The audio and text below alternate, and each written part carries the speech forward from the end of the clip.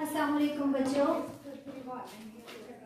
हमने chapter number 13 को finish कर लिया था। हमारा लास्ट टॉपिक था पोटेंशियोमीटर।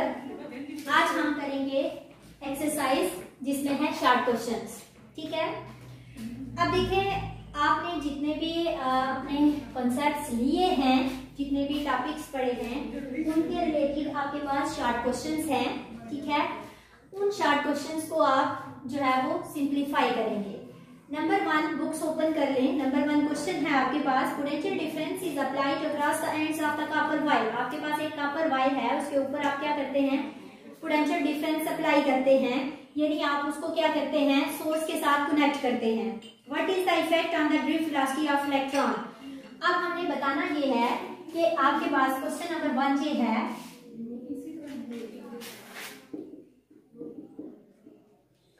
आपके पास ये कॉपर वायर है। ठीक है, अब इसके अंदर क्या होता है, कॉपर वायर आपके पास एक कंडक्टर है, तो कंडक्टर के अंदर आपके पास क्या होगा, फ्री इलेक्ट्रॉन्स होते हैं। अब अगर आप सिर्फ कंडक्टर की बात करें तो वो इलेक्ट्रॉन्स जो होते हैं वो फ्री होते हैं, वो बाउंड नहीं होते हैं, वो क्या करते हैं, रैंडमली यहाँ किसी भी डायरेक्शन के अंदर मूव करते रहते हैं। लेकिन यहाँ हमारा क्वेश्चन ये है कि उसने ये कहा कि हम पोटेंशियल डिफरेंस उसको अप्लाई करते हैं। पोटेंशियल डिफरेंस को अप्लाई करने का मतलब ये हुआ कि आपने इसको क्या किया है, बैटरी के साथ कनेक्ट कर दिया। जब आप बैटरी के साथ उसको कनेक्ट करते हैं, ठीक है, तो बैटरी को कनेक्ट करने से आपके पास यहाँ एक इलेक्ट्रिक फील्ड जनरेट हो जाता है। इलेक्ट्रिक फील्ड की डायरेक्शन क्या होती है, फ्रॉम पॉजिटिव टू नेगेटिव। तो आप ये कहेंगे कि आपके पास यहाँ इलेक्ट्रिक फील्ड जनरेट होने की वजह से यहाँ जो इस कंडक्टर के अंदर इलेक्ट्रॉन्स हैं वो एक स्पेसिफिक डायरेक्शन के अंदर मूव करना स्टार्ट कर देते हैं। उनकी जो वेलोसिटी होगी वो यूनिफॉर्म बन जाती है और उस वेलोसिटी को हम नाम दे देते हैं ड्रिफ्ट वेलोसिटी का, जिसे हम शो करते हैं vg से। अब क्वेश्चन हमारा ये है कि ड्रिफ्ट वेलोसिटी के ऊपर क्या इफेक्ट होगा जब हम पोटेंशियल डिफरेंस को इंक्रीज करते हैं। ये ईएमएफ है, ठीक है, अगर हम इसकी वैल्यू को इंक्रीज करते हैं तो इंक्रीज करने से आपके पास जो ड्रिफ्ट वेलोसिटी है उसके ऊपर क्या इफेक्ट होता है। अब देखिए, जैसे जैसे आपके पास ईएमएफ की वैल्यू बढ़ती जाएगी, यानी पहले 10 वोल्ट की, फिर 20 वोल्ट की, ठीक है, तो बढ़ने से आपके पास इलेक्ट्रिक फील्ड भी क्या होता जाएगा, स्ट्रांग होता जाएगा। जब इलेक्ट्रिक फील्ड स्ट्रांग होगा, ठीक है, तो आपके पास आप ये कहेंगे कि उनके ऊपर जो फोर्स होगी वो भी जो है वो इंक्रीज होती जाएगी according to this formula F is equal to क्या हुई। ठीक है, तो फिर आप ये कह सकते हैं कि अगर आप EMF यानी पोटेंशियल डिफरेंस को इंक्रीज करते हैं, इसका फर्स्ट पॉइंट था कि अगर आप पोटेंशियल डिफरेंस को इंक्रीज करते हैं तो आपके पास जो ड्रिफ्ट वेलोसिटी होगी वो भी क्या करेगी, इंक्रीज करेगी। ठीक है, नंबर 2 आपके पास है decreasing the length and temperature of the wire. अब आपके पास सेकंड पार्ट क्या है इस क्वेश्चन के अंदर कि आप क्या करेंगे, अगर आप लेंथ को डिक्रीज करें। अब लेंथ को डिक्रीज करने का मतलब ये होगा कि आपके पास जो कॉपर का पीस है उसको आपने शॉर्ट कर दिया। जब शॉर्ट करेंगे तो देखें, आप जब पोटेंशियल डिफरेंस अप्लाई करते हैं, इसके अंदर एक फोर्स होती है जो इन इलेक्ट्रॉन्स को जो है वो एक स्पेसिफिक डायरेक्शन के अंदर मूव करवाती है, और इस कंडक्टर के अंदर एटम्स और इलेक्ट्रॉन्स भी होंगे, वो दोनों आपस में क्या करते हैं, कोलाइड करते हैं। कोलिजन की वजह से आपके पास उनकी ड्रिफ्ट वेलोसिटी क्या हो जाएगी, इंक्रीज हो जाती है, पीरियड ऑफ वाइब्रेशन जो है वो कम हो जाता है। तो आप ये कहेंगे कि लेंथ के कम हो जाने से उनकी जो आपके पास ड्रिफ्ट वेलोसिटी है वो क्या हो जाएगी, ज्यादा हो जाएगी। यानी आप ये कह सकते हैं कि लेंथ के साथ जो आपके पास ड्रिफ्ट वेलोसिटी का कंसर्न है वो क्या है, इनवर्स है। ठीक है, इसके साथ उसने ये कहा कि टेम्परेचर, अब आपके पास टेम्परेचर को डिक्रीज करने का मतलब ये होगा कि यहाँ जो एटम्स कोलाइड कर रहे हैं इलेक्ट्रॉन के साथ, उनका जो पीरियड ऑफ वाइब्रेशन है वो डिक्रीज हो जाएगा। वो डिक्रीज हो जाएगा तो डिक्रीज होने की वजह से आपके पास इलेक्ट्रॉन्स जो हैं उनको ज्यादा चांस मिलेगा कि वो आगे की तरफ मूव कर लें, तो इस तरह से उनकी ड्रिफ्ट वेलोसिटी क्या हो जाएगी, इंक्रीज हो जाएगी।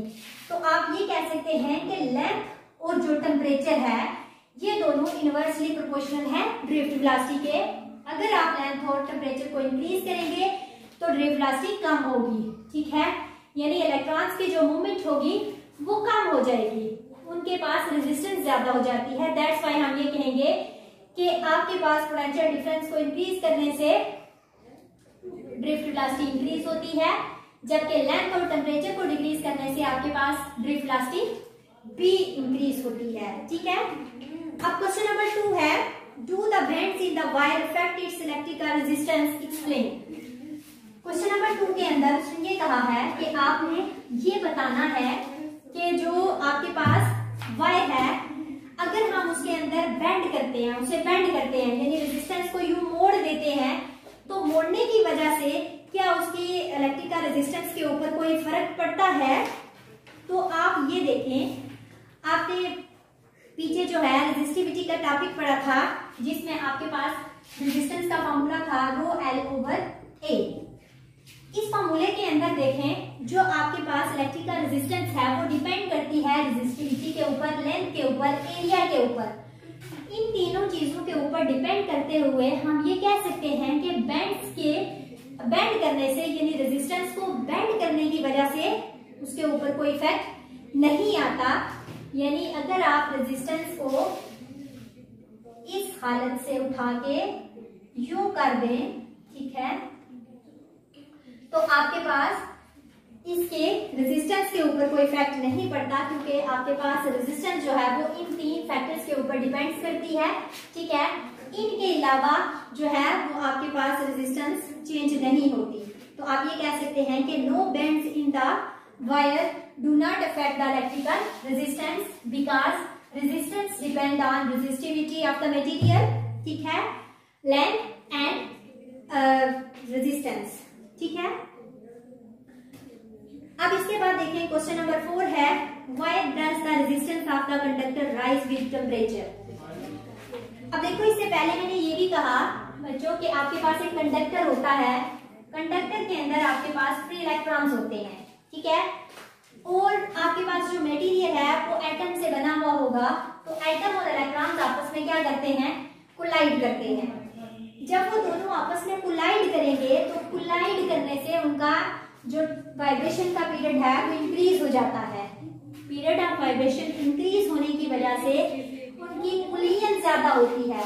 कुलियन की वजह से आपके पास जो उनका टेम्परेचर है वो राइज हो जाएगा। ठीक है, तो टेम्परेचर के राइज होने की वजह से आपके पास रेजिस्टेंस भी क्या हो जाती है, इंक्रीज हो जाती है। अब इंक्रीज होने का मतलब क्या है, जैसे मैंने पहले बताया कि आप यहाँ पे पोटेंशियल डिफरेंस को अगर अप्लाई करते हैं, पोटेंशियल डिफरेंस जब देंगे तो इलेक्ट्रॉन्स जो है वो एक अलाइन फॉर्म के अंदर आ जाते हैं। जब अलाइन फॉर्म में आएंगे तो इसके अंदर एटम्स के साथ क्या करेंगे, कोलाइड करेंगे। कोलाइड करते हुए इनका जो पीरियड ऑफ वाइब्रेशन है वो इंक्रीज होता है। तो इंक्रीज होने की वजह से वहां पे आपके पास उस कंडक्टर का जो टेम्परेचर होगा वो क्या हो जाएगा, राइज हो जाएगा। तो टेम्परेचर जो है रेजिस्टेंस के बढ़ने की वजह से आपके पास वायर का जो टेम्परेचर होता है वो भी क्या हो जाएगा, बढ़ जाएगा। इन अदर वर्ड्स आप ये कह सकते हैं कि resistance is directly proportional to temperature. जैसे जैसे आप रेजिस्टेंस को इंक्रीज करते जाएंगे वैसे वैसे वायर का जो टेम्परेचर है वो भी इंक्रीज होता जाएगा। नेक्स्ट क्वेश्चन है आपके पास question number 5, What are the difficulties in testing whether the filament of the lighted bulb obeys the Ohm's law? अब देखिए, ओहम लॉ को ओबे करने के लिए जो आप ग्राफ लेते हैं वो हम दो क्वांटिटीज के दरमियान ड्रा करते हैं। एक आपके पास आता है वोल्टेज और एक आपके पास आ जाती है क्वांटिटी करंट। अब इनको अप्लाई करते हुए आप क्या करते हैं, आपके पास एक कर्व बनती है। वो कर्व आपके पास स्ट्रेट लाइन भी हो सकती है, ठीक है, वो कर्व आपके पास अब यहाँ पे अगर तो आप वोल्टेज और करंट को चेंज करें तो आपके पास जो वैल्यू आए, जो ग्राफ आए, अगर तो स्ट्रेट लाइन आए तो आप ये कहेंगे कि ओहम लॉ उसको क्या कर रहा है, ओबे करता है। लेकिन अगर आपके पास ये ग्राफ जो है वो बिल्कुल स्ट्रेट होने के बजाय आपके पास इसको थोड़ा कर्व करना स्टार्ट कर दे तो आप ये कहेंगे कि आपके पास वो ओहम लॉ उसे ओबे नहीं कर रहा। अब इसके लिए डिफिकल्टीज क्या होती हैं, जैसे मैंने ये कहा कि आपके पास एक कंडक्टर है, ठीक है, कंडक्टर के अंदर जब करंट फ्लो करता है तो करंट फ्लो करने की वजह से आपके पास उसके अंदर रेजिस्टेंस की वैल्यू चेंज होती है। रेजिस्टेंस की वजह से आपके पास उसका इंटरनल टेम्परेचर बढ़ेगा। तो टेम्परेचर के बढ़ने की वजह से आपके पास ये कर्व जो होती है वो स्ट्रेट लाइन रहने के बजाय क्या बनना शुरू हो जाएगी, कर्व। तो इस वजह से आप ये कहेंगे कि आपके पास लाइटेड बल्ब, अब देखिए जब बल्ब को आप जलाते हैं, इस क्वेश्चन के अंदर एक वर्ड यूज हुआ है फिलामेंट। आपने एक तो आपके पास होते हैं एनर्जी सेवर, एक आपके पास होता है वाट के बल्ब जो 50 वाट आप बोलते हैं उसको, वोल्ट, 100 वोल्ट, 500 वोल्ट, उसके अंदर आपको एक स्प्रिंग टाइप नजर आएगा, उसे हम कहते हैं फिलामेंट। ठीक है, अब पहले क्या होता है, उसके अंदर रेजिस्टेंस 0 होती है, ठीक है, वोल्टेज भी 0 होता है। जैसे जैसे आप स्विच को ऑन करते हैं तो उसके अंदर क्या होगा, करंट इंक्रीज होना शुरू होता है। ठीक है, जब मैक्सिमम होगा तो आहिस्ता आहिस्ता आहिस्ता उसके अंदर नंबर ऑफ इलेक्ट्रॉन्स की तादाद ज्यादा होती जाएगी और उनमें क्या होना शुरू हो जाएगा, कुलियन होगी। तो कुलियन की वजह से वहां आपके पास रेजिस्टेंस बढ़ जाएगी। तो रेजिस्टेंस के बढ़ने की वजह से आप ये कहेंगे कि पहले आपके पास जो स्टार्ट में था बल्ब ने ओहम लॉ को ओबे किया, लेकिन आहिस्ता आहिस्ता रेजिस्टेंस के बढ़ने की वजह से उसने ओहम को जो है वो ओबे करने से इनकार कर दिया, क्योंकि हमारे पास टेम्परेचर जो है वो उसमें राइज होना शुरू हो गया, रेजिस्टेंस इंक्रीज होनी शुरू होगी। तो फिर हम ये कहेंगे कि लाइटेड बल्ब जो होता है वो रेजिस्टेंस के इंक्रीज करने की वजह से और टेम्परेचर के बढ़ने की वजह से आपके पास ओहम लॉ को ओबे नहीं करता। नेक्स्ट क्वेश्चन है आपके पास कि is the filament resistance lower और the higher in 500 watt. Power आपके पास दी हुई है, ठीक है, और पोटेंशियल डिफरेंस की वैल्यू आपको दी हुई है। उसने दो वैल्यूज दी हैं, P1 है आपके पास 500 वाट और आपके पास जो पोटेंशियल डिफरेंस है वो है आपके पास 220 वोल्ट। ठीक है, नंबर 2 उसने ये कहा है कि आपके पास एक पावर है P2 100 वाट की है, जबकि आपके पास वोल्टेज फिर भी कितना है, 220 वोल्ट है। ठीक है, तो आपने बताना ये है कि आपके पास रेजिस्टेंस जो है वो किस केस में कम या ज्यादा है। हम जो पावर का फॉर्मूला पढ़ते हैं उसमें हम ये देखते हैं P = V²/R। अगर हम इस इक्वेशन को देखें तो यहाँ पावर जो है वो इनवर्सली प्रोपोर्शनल है रेजिस्टेंस के। ठीक है, अब जिस केस में आपके पास पावर ज्यादा होगी उसकी रेजिस्टेंस कम होगी। ठीक है, तो केस 1 के अंदर हम ये कह सकते हैं कि आपके पास पावर जो है वो ज्यादा है तो यहाँ रेजिस्टेंस क्या होगी, कम होगी, और यहाँ पे आपके पास पावर जो है वो कम है तो यहाँ इसकी रेजिस्टेंस क्या होगी, ज्यादा होगी। ठीक है, रेजिस्टेंस ज्यादा होने की वजह से उसकी पावर कम डेसिपेट होगी, तो पावर के ज्यादा होने से रेजिस्टेंस कम हो जाएगी और रेजिस्टेंस के ज्यादा होने से पावर जो है वो कम हो जाएगी। इसके बाद है describe a circuit which will give a continuously varying potential. अब वेरिंग पोटेंशियल के लिए आपने एक सर्किट बताना है, तो उस सर्किट को ड्रा करने के लिए हमने चैप्टर नंबर 13 के अंदर एक टॉपिक पढ़ा है पोटेंशियोमीटर, जिसे हम पोटेंशियल डिवाइडर के तौर पर भी यूज कर सकते हैं। तो हम ये कह सकते हैं कि हम ये सर्किट चूज कर सकते हैं, ठीक है, जिसको हम कंटिन्यूस वेरिंग पोटेंशियल के लिए यूज कर सकते हैं। ठीक है, ये आपके पास ए बी फिक्स टर्मिनल होते हैं, सी स्लाइडिंग टर्मिनल होता है। इसको मूव करवाते हुए, सी को मूव करवाते हुए आप क्या कर सकते हैं, पहले आपके पास रेजिस्टेंस 0 होगी पॉइंट ए के ऊपर, जैसे जैसे आप इसको बी की तरफ मूव करवाते जाएंगे तो आपके पास क्या होगा, इसकी जो रेजिस्टेंस होगी वो इंक्रीज होना शुरू हो जाएगी। तो आप ये कह सकते हैं कि आपके पास पहले पोटेंशियल डिफरेंस 0 था, फिर इंक्रीज होना शुरू हो गया, तो आप इसकी मदद से क्या कर सकते हैं, पोटेंशियल डिफरेंस को कैलकुलेट कर सकते हैं। नेक्स्ट क्वेश्चन है explain why the terminal potential difference of the battery decreases when the current drawn from it is increase. अब देखिए उसने ये कहा है कि टर्मिनल जो पोटेंशियल डिफरेंस है, ठीक है, आप जो बैटरी आप यूज कर रहे हैं अगर आप उसको डिक्रीज करें तो आपके पास करंट कैसे इंक्रीज होता है।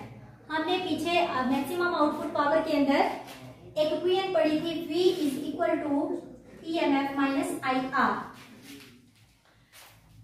ये टोटल आपके पास पोटेंशियल डिफरेंस है जो सर्किट के अंदर फ्लो करेगा।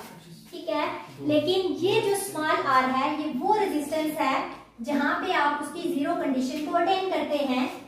हम यहाँ पे बात करेंगे कि अगर हम ईएमएफ को इंक्रीज करते हैं तो करंट जो है वो हमारे पास, सॉरी, अगर हम पोटेंशियल डिफरेंस को डिक्रीज करते हैं, क्वेश्चन ये है कि पोटेंशियल डिफरेंस को अगर आप कम करते हैं, करंट को ज्यादा करते हैं, तो इस पोटेंशियल डिफरेंस के ऊपर क्या इफेक्ट आता है।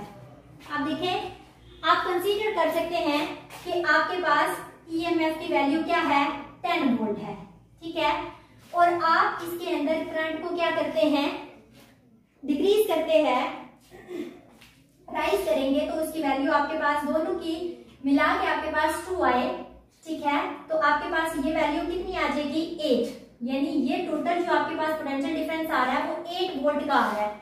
लेकिन अगर आप फिर इस करंट को इंक्रीज करते हैं, तो इंक्रीज करने से मुराद ये होगा कि पहले आपने 2 रखा, फिर आप इसको क्या कर सकते हैं, 10 से 5, 2 से आपने क्या किया, इसको इंक्रीज करके 5 रख दिया, तो आपके पास आंसर क्या आ जाएगा, 5। यानी आप यहाँ पे ये देख रहे हैं कि जो आपके पास पोटेंशियल डिफरेंस की वैल्यू है वो क्या हो रही है, चेंज हो रही है, डिक्रीज हो रही है। पहले कितनी थी, 8, करंट को हमने क्या किया था, इंक्रीज किया, फिर हमने मजीद करंट को इंक्रीज किया, तो आपके पास पोटेंशियल डिफरेंस की जो वैल्यू आई है वो क्या आ गई है, कम हो गई है, 8 से कम, ठीक है।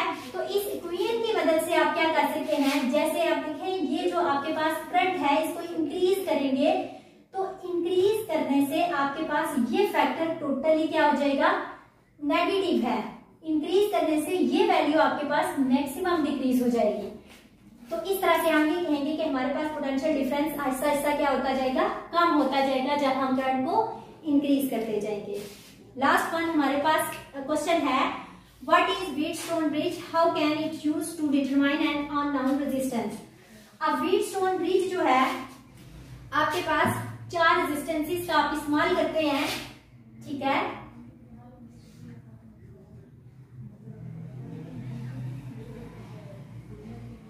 और ये रेजिस्टेंसेस आपस में क्या होती हैं, पैरेलली कनेक्ट होती हैं, R1, R3, R2, R4। इन 2 टर्मिनल्स के दरमियान आप क्या करते हैं, गैल्वानोमीटर को अटैच करवाते हैं, और इसको आप क्या करेंगे, बैटरी के साथ कनेक्ट करते हुए यहाँ पे एक स्विच का यूज करते हैं। इस स्विच को क्लोज करते हैं, इसको हम, इस पूरी डायग्राम को आप नाम देते हैं व्हीटस्टोन ब्रिज का। अब इसको कैलकुलेट, उसने ये कहा है कि इसको आप अननोन रेजिस्टेंस के लिए कैसे यूज करते हैं। तो अननोन रेजिस्टेंस को कैलकुलेट करने के लिए हमें क्या करना पड़ता है, यहाँ पे फर्ज करें आपके पास R1, R2, R4 जो है वो नाउन रेजिस्टेंसेस हैं, और आपने ये जो R3 है इसे कैलकुलेट करना है, ये अननाउन है। तो आप इसी तरह से लगा के आप क्या करेंगे, गैल्वानोमीटर के अंदर आपने नल कंडीशन को अटेन करना है। नल कंडीशन का मतलब ये है कि आपने इस गैल्वानोमीटर के अंदर जो करंट है उसको 0 करवाना है, यानी गैल्वानोमीटर हमें यहाँ पे कोई भी रिफ्लेक्शन शो ना करवाए। तो उसको ना करवाने के लिए हम क्या करेंगे, ये जो R1, R2 और R4 की वैल्यूज हम लेते हैं उनको हम इस तरह से एडजस्ट करेंगे कि आपके पास यहाँ जो पोटेंशियल हो गैल्वानोमीटर के ऊपर, दोनों पोटेंशियल के, दोनों टर्मिनल्स के ऊपर सेम हो। यानी यहाँ अगर 10 वोल्ट पोटेंशियल है तो यहाँ भी 10 वोल्ट हो, तो आप ये कहेंगे कि गैल्वानोमीटर आपके पास 0 डिफ्रैक्शन शो करेगी। अगर 0 डिफ्रैक्शन शो करेगा तो फिर आप क्या करेंगे, यहाँ पे केवीएल रूल अप्लाई करते हुए आप एक फॉर्मूला जनरेट करते हैं, जो आपने सेकंड लास्ट आर्टिकल के अंदर चैप्टर नंबर 13 में पढ़ा था। वो था आपके पास R1 divided by R2 is equal to R3 divided by R4। आप इस फॉर्मूले की मदद से क्या कर सकते हैं, अननोन रेजिस्टेंस को कैलकुलेट करेंगे। ये थे हमारे चैप्टर नंबर 13 के शॉर्ट क्वेश्चंस। ठीक है, अल्लाह हाफिज।